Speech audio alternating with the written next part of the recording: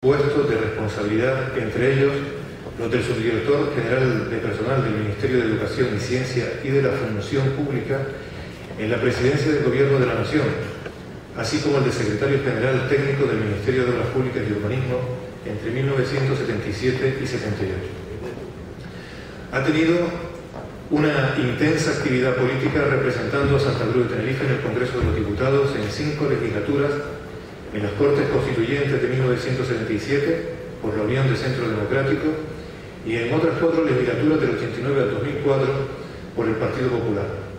Fue senador por Tenerife en la primera legislatura y primer presidente de la Junta de Canarias en 1978. En las elecciones municipales de 27 de mayo de 2007 fue resultado elegido concejal del Ayuntamiento de Santa Cruz de Tenerife. Fue primer presidente del patronato del Parque Nacional del Teide, ha sido presidente de la Comisión Directiva de la Fundación Mafre Buenarteme y consejero de Mafre Vida, y se encuentra en posesión de la Orden del Mérito Constitucional y es comendador de las Órdenes del Mérito Civil y de Alfonso X el Sabio, autor de 100 años de la primera visita regia a Canarias, editado por la Fundación Mafre Buenarteme en 2006, y en imprenta, que esta es la novedad que también me transmitía esta mañana, tiene un libro que se llama Canarios en la Corte de los Reyes, desde la época de los Reyes hasta de los Reyes Católicos hasta la Segunda República. 130 personajes que están distribuidos en varias islas, están entre Santa Cruz, Gran Canaria, y que estima que para verano esté ya editado y que pueda hacer su presentación aquí. También me comentaba que era de interés, cosa que también he comentado de esta cuestión en varias ocasiones con don Nicolás Díaz Saavedra, y bueno, yo creo que entre la Real Sociedad Económica y el Círculo Mercantil yo creo que nos podemos comprometer a hacer un debate o unas charlas que versen sobre el periodo constituyente del Estatuto de Autonomía de Canarias como región. Hay muchas lagunas que muchos desconocen y muchas cuestiones que nadie tiene muy claras, y yo creo que es momento de ponerles muy claro sobre todo en quienes participaron, de los cuales hay aquí presentes hay representantes, pero como decía, es conveniente que hablen y que esas aportaciones queden por escrito, porque no hay nada, realmente lo que pasó no hay nada que valga la pena que esté por escrito. En fin, le doy la palabra a don Alfonso Soriano con la ponencia de hoy y espero que sea de satisfacción para todos ustedes. Muy bien. Muy buenas tardes. Nada hay más satisfactorio para un liberal que hablar de la Constitución de Cádiz de 1812, que ha sido auténtica Biblia para todos los liberales. De ahí mi agradecimiento al Círculo Mercantil y a su presidente, don Tomás Ruano, por la invitación que se me ha hecho para hablar de la Constitución del año 1812, de la que ahora se cumple el segundo centenario. Ante todo tengo que decir que viendo la lista de personas que han intervenido en este ciclo, yo me considero un mero aficionado a la historia, y al lado de las personalidades, catedráticos de universidad, historiadores profesionales que han participado en este ciclo, yo tengo que anticiparles a todos ustedes, para que no haya ningún error ni ninguna confusión, que yo me considero un simple aficionado a la historia, y estos libros que he escrito han sido fruto de mi interés, sobre todo por la historia de Canarias y la historia de España. Difícil es condensar en 50 minutos lo que fue la Constitución de Cádiz del año 1812. Conocen ustedes la anécdota de Churchill, de que cuando en un homenaje que se le hacía a alguien en Londres, al final le dijeron a Sir Winston Churchill, ¿no tiene usted inconveniente en decir unas palabras? Y preguntó Churchill, ¿cuánto tiempo? No, muy fácil, 2 o 3 minutos. No, si usted me dice 2 o 3 minutos, tengo que prepararla. Si usted me da 1 hora, empiezo a hablar ahora mismo. Bueno, estos 50 minutos son los 2 o 3 minutos que le ofrecían a Churchill. Yo voy a hablar de la Constitución de Cádiz en 1812 y he repartido la intervención en 5 apartados. Primero voy a referirme al contexto histórico en el que se produce la Constitución. Me referiré luego a los principios generales de la Constitución. Haré un análisis somero de los artículos que considero más significativos. Luego hablaré de los diputados canarios en Cádiz y por fin, en la última parte, los efectos de la Constitución de Cádiz en Canarias, el pleito insular, que según don Marco Quimerá, que quiero tener un recuerdo muy especial para él, puesto que ha fallecido hace 2 días, y él se consideraba un hombre regional, siempre me decía, yo tuve mucha relación con él, que él tenía 13 hijos, 6 habían nacido en Tenerife, 6 habían nacido en Santa Cruz de Tenerife, 6 en Las Palmas de Gran Canaria y 1 en La Laguna. Él condensaba el pleito insular entre las 3 ciudades, La Laguna, Santa Cruz y Las Palmas, que tuvieron protagonismo. Encajando en el contexto histórico a la Constitución de Cádiz, diremos que nos encontramos en los finales del siglo XIX. Luis XVI muere en la horca el 21 de enero de 1793, pocos años antes. Tiene lugar en 1805 la batalla de Trafalgar, episodio con el que empieza Benito Pérez Galdós sus episodios nacionales. Godoy declara la guerra a Portugal, cuya familia real se refugió en el Brasil. Murat invade España y cuando se acerca a Madrid la corte y el rey de España estaban en Aranjuez y deciden en un principio retirarse al sur con el propósito de embarcarse para América. Pero, como dice Félix Amat, cuanto más lo medito, dijo al rey Carlos V, su confesor real, cuanto más lo medito, tanto más tengo por cierto que en el conjunto de las circunstancias actuales faltará gravísimamente vuestra majestad a las obligaciones de soberano si se va hacia Cádiz.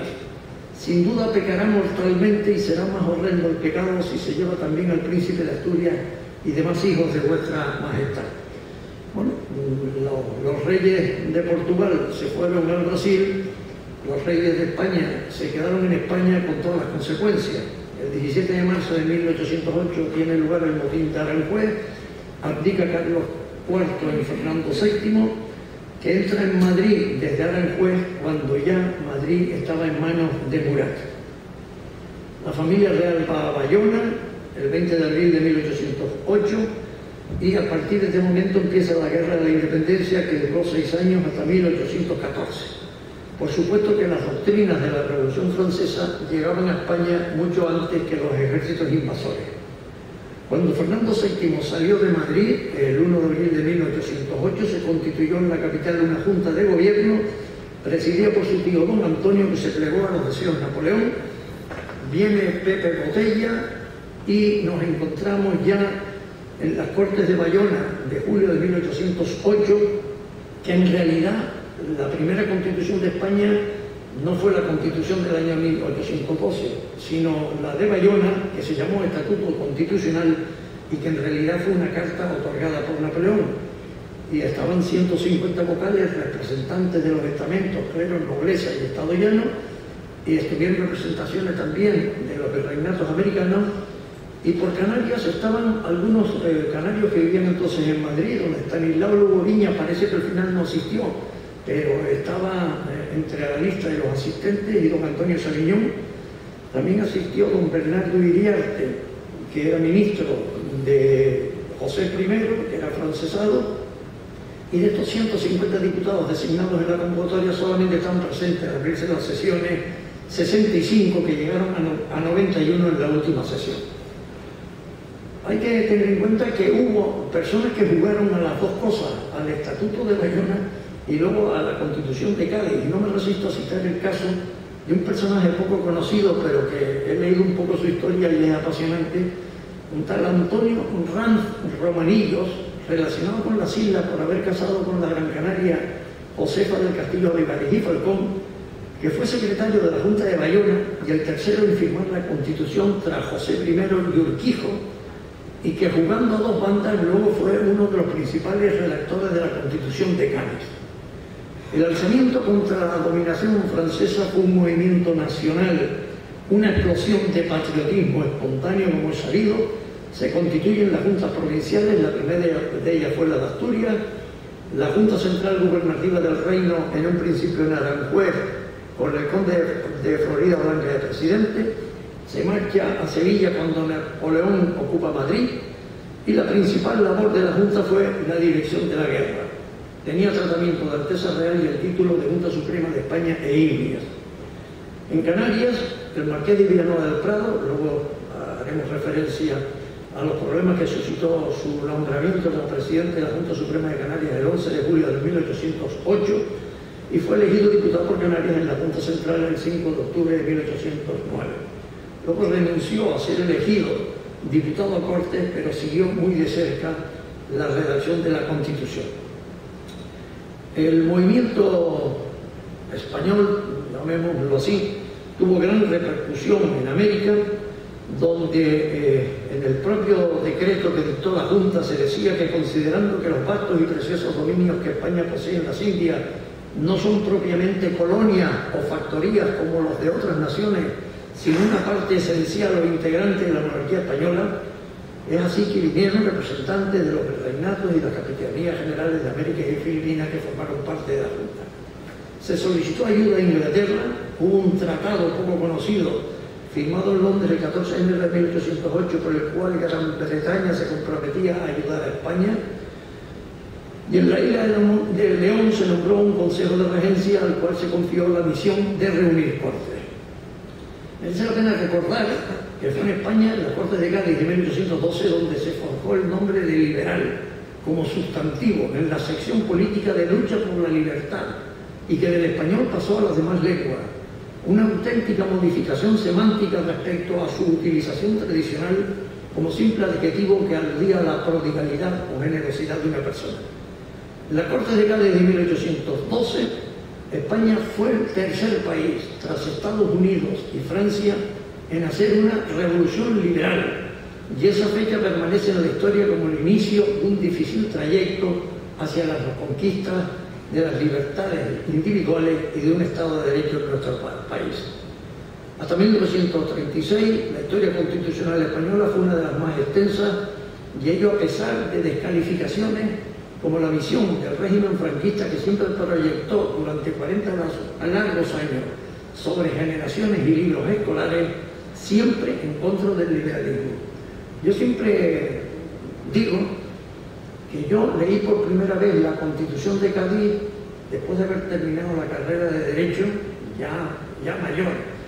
Pero la idea que a mí se me dio de la Constitución de Cádiz, cuando fui estudiante tanto de bachillerato como incluido en la universidad, años 40 y 50, fue que la Constitución de Cádiz era una constitución liberal, atea, y lo peor de lo peor. Y luego, cuando yo leí la Constitución, me di cuenta que todo aquello que me habían dicho era una tremenda patraña. Y ya veremos ahora, y la gente que está aquí de mi generación recordarán que hablar de la Constitución de Cádiz en aquellos tiempos, en Derecho Político, que nos daba clase Hernández Rubio, jamás se habló de la Constitución, porque Hernández Rubio no hablaba de las constituciones para no tener que ajustarse a lo... Pero había unos profesores del espíritu nacional, creo que se llamaba, que ese sí me acuerdo yo perfectamente, que decía que la Constitución de Cádiz era una constitución atea, liberal, etcétera, etcétera. Bueno, es más, en esa época, en el siglo XIX, hasta el sacerdote catalán Félix y Salvani publicó un folleto que tuvo una amplísima difusión dentro y fuera de España, titulado "El liberalismo es pecado", y con el mismo título, recuerdo porque lo tengo entre mis papeles, hubo una pastoral del obispo Pilitán en los años finales de los 40 que se tituló también "El liberalismo es pecado". Algunos de los que están aquí lo podrán recordar. Mientras toda España estaba invadida por los ejércitos de Napoleón y en las calles de Cádiz caían las bombas del ejército sitiador, la regencia y los diputados llegados a Cádiz de todas las provincias discutían la forma en que habrían de reunirse las Cortes convocadas para el 24 de septiembre de 1810 en la isla de León, a causa del temor a una epidemia que se decía que existía en Cádiz, y más tarde, a partir de febrero de 1811, pasaron a Cádiz al famoso oratorio de San Felipe Neri. En las Cortes se producían discrepancias entre quienes deseaban seguir anclados en el antiguo régimen partidarios de una monarquía absolutista, y los que, influidos por los principios de la Revolución Francesa, querían algo más radical. Villanueva del Prado, al que Ciuranescu define como jovillanista, era un ilustrado y como tal contrario a la ruptura o reforma radical de las estructuras sociopolíticas en las que se había formado y dentro de las cuales tenía un lugar de privilegio. Pero pertenecía a la corriente, dice Ciuranescu, de la ilustración prudente y conciliadora entre el tradicionalismo absolutista y el liberalismo revolucionario, que cree en el pacto fundamental entre la razón y el sentimiento. Por eso, dice Ciuranescu, era un jovellanista, término con el que se designa el camino del medio entre los tradicionalistas y los liberales revolucionarios. Entre los liberales destacaron personas como Argüelles, Muñoz Torrero, el conde de Toreno, Calatrava, etcétera, etcétera. Pero lo curioso de esa confrontación entre las dos Españas, la tradicional y la progresista, es que la Constitución fue redactada por representantes de esas dos Españas, que llegaron así a un compromiso similar al del año 1978. Pocas veces hemos estado tan a la altura de la historia como en estas dos circunstancias. Las Cortes celebraron, mucha gente se cree que las Cortes solo redactaron la Constitución. Las Cortes celebraron 1510 sesiones, 32 en la Isla de León y 1468 en Cádiz. Se aprobaron 409 decretos con la independencia de la Constitución, muchos de ellos muy avanzados. En Cádiz, en definitiva, se alumbró una revolución de consecuencias similares a las de la Revolución Francesa, pero una revolución incruenta, sin la sangre que había costado en el vecino país. La sangre la ponían en España los ciudadanos que luchaban heroicamente contra el francés.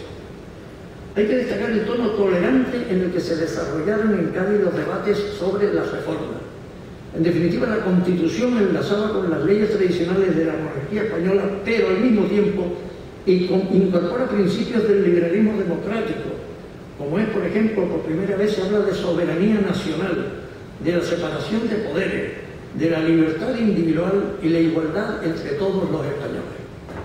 1812 supuso en consecuencia el nacimiento de la nación española en sentido moderno y el paso decisivo de la soberanía del rey a la soberanía nacional. El nuevo concepto de nación que se había ido fijando lentamente a lo largo del siglo XVIII fue configurado a partir de entonces como reunión de individuos que la componen, libres e iguales bajo el imperio de la ley. El criterio de nacimiento, basado en el origen familiar y en el territorio en una sociedad estamental, es sustituido por el criterio del mérito individual, del mérito personal. Y en las Cortes se encarna la nación toda. Aquí no hay más que la nación, no hay más que España, decían los diputados. Y en otra sesión se decía, nos llamamos diputados de la nación y no de tal o cual provincia. Hay diputados por Cataluña, por Galicia, etcétera, mas no de Cataluña, de Galicia, etcétera, sino que hay diputados de la nación. La soberanía, poder pleno y supremo del Estado, que hasta entonces había correspondido al rey, pasa ahora a la nación, como ente supremo y distinto a los individuos que lo integran, representados por los diputados sin estamento ni mandato imperativo alguno. Tengamos en cuenta que en la Constitución de Cádiz cada diputado se representaba a sí mismo, no había partidos políticos. Ahí sí que de verdad no estamos sujetos a mandato imperativo alguno. Las Cortes se reunieron en una sola Cámara y a la sesión de apertura asistieron unos 100 diputados. Sin embargo, a lo largo de las discusiones, las provincias de América y Asia tendrían también una amplia representación y el número de diputados se fue incrementando de medida que se iban incorporando los procedentes de América y de otras regiones españolas, y la Constitución aprobada llevaba ya 184 firmas, y el acta de disolución de las Cortes del 14 de septiembre del 13 iba acompañada de 223 firmas. Siempre es un honor ser diputado constituyente o senador constituyente, y aquí estamos algunos que fuimos constituyentes del año 1800, de la Constitución del año 1988, de manera que comprobar la larga lista de los que firmaron la Constitución de Cádiz siempre es una satisfacción. Las sesiones eran públicas y ellas asistían desde las estrechas galerías. Quien conozca el oratorio de San Felipe Neri, asistían los ciudadanos de Cádiz a oír las intervenciones. Pero había también sesiones secretas cuando la materia las requería, por ejemplo, para preservar el honor de las personas. Así sucedió, en un caso que nos afecta en la historia de Canarias. La regencia designó por decreto de 7 de octubre comandante general de Canarias al duque del Parque, don Vicente de Cañas y Portocarrero, y se reúnen las Cortes en sesión secreta para dictaminar sobre un escrito del duque que había sido remitido por el Consejo de Regencia del Ministerio de la Guerra, en el que se quejaba de haberse puesto en duda su honorabilidad por haber asistido a las Cortes de Bayona, un personaje más que asistió a las Cortes de Bayona, lo que podía paralizar su viaje a Canarias. Tras una larga deliberación, las Cortes acuerdan contestar al Consejo de Regencia que el duque del Parque podía proseguir su viaje a Canarias, dado que no se encuentra motivo para detener su marcha. La labor de las Cortes fue varia y extensa. Tengamos en cuenta que los diputados eran gente de un gran nivel cultural. La gran mayoría eran eclesiásticos, pero había también profesores, juristas, personas de la máxima categoría. Y su obra más importante fue sin duda la Constitución. Pero antes de aprobarse la Constitución hubo, por ejemplo, Argüelles planteó de inmediato la cuestión de la libertad de imprenta, el último asidero de la tiranía, y por supuesto que fue la libertad de imprenta establecida desde el principio, antes de la Constitución. Aparecieron entonces en Cádiz numerosos periódicos liberales, los más absolutistas o serviles algunos. Importante fue la abolición del tormento. Hay que situarse en el año 1812. La abolición del tormento y toda práctica aflictiva a los acusados. La abolición de los privilegios señoriales. El decreto que incorpora a la corona todos los señoríos jurisdiccionales, que en Canarias había 3. La villa de Agüimes, en Gran Canaria, que era un señorío jurisdiccional del obispado, de la iglesia, y luego en Tenerife el señorío de Adeje, luego marqueses de Adeje, de la familia Ponte, y la villa de Santiago, de la familia del Hoyo Solórzano. Se suprimen las pruebas de nobleza para ingreso en los colegios militares, creándose a cambio para la recompensa del valor y del mérito militar de la Orden Nacional de San Fernando. Pero ninguna cuestión fue más importante que la abolición de la Inquisición, en cuyas discusiones tuvo una participación decisiva el diputado canario Ruiz de Padrón junto a Muñoz Torrero y Argüelles. Las reuniones tuvieron lugar en un principio en el Teatro de Comedias de Villarreal, de la isla de León, que al trasladarse las Cortes a Madrid, al final, cuando regresa Fernando VII, para mostrarle, lo primero que hicieron es para mostrarle la gratitud a este pueblo de Villarreal, le dieron el título de ciudad y el nombre de San Fernando, con el que es conocido en la actualidad, y luego pasaron al oratorio de San Felipe Neri. La Constitución, desde que el 18 de agosto de 1811 leyó Argüelles el discurso preliminar de que era autor, la totalidad fue votada el 11 de marzo del 12 y fue promulgada en Cádiz el 19 de marzo, de ahí el nombre de la pepa con que se la conoce. En líneas generales, la Constitución empieza diciendo, que me acuerdo que fue de las cosas que más me sorprendieron, empieza diciendo: en el nombre de Dios Todopoderoso, Padre, Hijo y Espíritu Santo, autor y supremo legislador de la sociedad. Que todavía recuerdo lo que me extrañó a mí, porque yo tenía la convicción de que era una constitución atea, fruto de la desinformación de muchos años, ¿no? Bueno, se trata el artículo primero de la nación española y de los españoles, tiene algunas expresiones grandilocuentes, como aquella de que los españoles deben de ser justos y benéficos. Dice también que el objeto del gobierno es la felicidad de la nación y el bienestar de los individuos que la componen. Habla en el artículo 12, otro detalle curioso: la religión de la nación española es y será perpetuamente la católica, apostólica, romana, única y verdadera.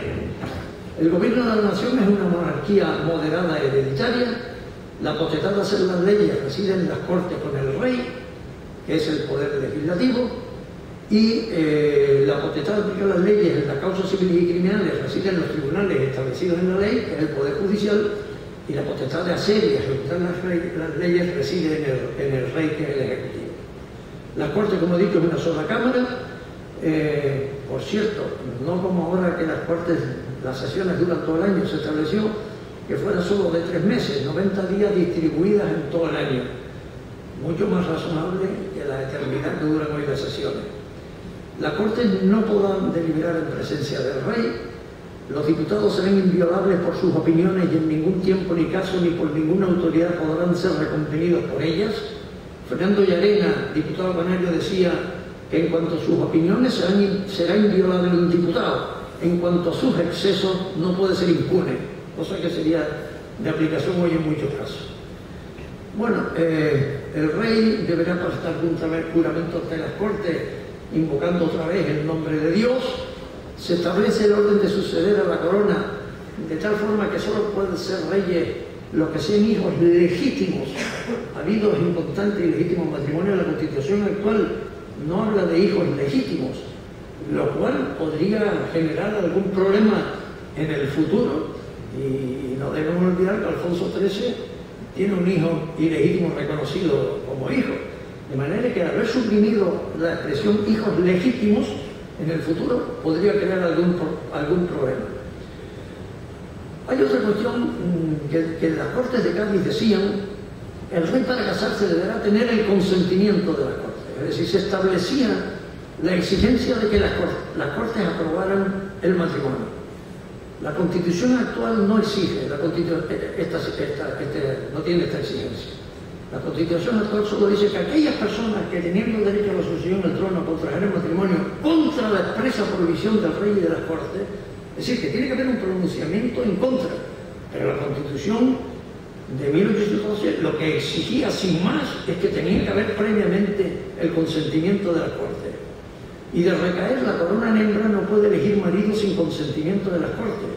Cosa importante también, porque a la vista de lo que ha ocurrido con el señor Urdangarín, todavía no sé muy bien cómo se pronuncia, pues pensemos que la hija mayor del príncipe de Asturias y en consecuencia futura reina de España en teoría, pues sí, puede casarse con quien quiera, puede casarse con otro Urdangarín y crear un problema gordísimo. La Constitución de Cádiz esto lo apretaba mejor, y los constituyentes del año 78 no quisieron crearse el problema y dijeron que para que no pudiera contraer matrimonio tenía que haber una resolución expresa. Pero claro, como no exigía esa resolución, pues esa resolución podría no tener lugar. La reina consorte o el consorte de la reina no podrán asumir funciones constitucionales salvo lo dispuesto en la regencia, es lo único que se dice hoy. Pero no se establece tampoco la exigencia de que el heredero o la heredera de la corona tengan que tener la preceptiva autorización previa de la Corte. Y tengamos en cuenta que en España es de las pocas monarquías donde el consorte de la reina es rey, porque en los demás países suele ser el príncipe consorte. En Inglaterra es el príncipe Felipe, en Holanda, pero en España el marido de doña Juana la Loca fue Felipe I, rey de España. Su nieto fue Felipe II. Y en la época de Isabel II, su marido, don Francisco de Asís, fue también rey de España. No ha habido ocasión de que haya un Francisco II. Los tribunales de la Administración de Justicia se condenaba el soborno, el cohecho y la prevaricación de magistrados y jueces. Se disponen las cárceles de manera que sirvan para asegurar y no para molestar a los presos. Se prohíben los calabozos subterráneos y malsanos. No se usará nunca del tormento ni de los apremios, ni se impondrá la pena de confiscación de bienes. Todo esto son conquistas muy importantes para la época. Hay que trasladarnos a la época en la que tiene lugar la Constitución del 12, con una monarquía absolutista que todavía estaba reinando. Del gobierno interior de la provincia y de los pueblos se crean los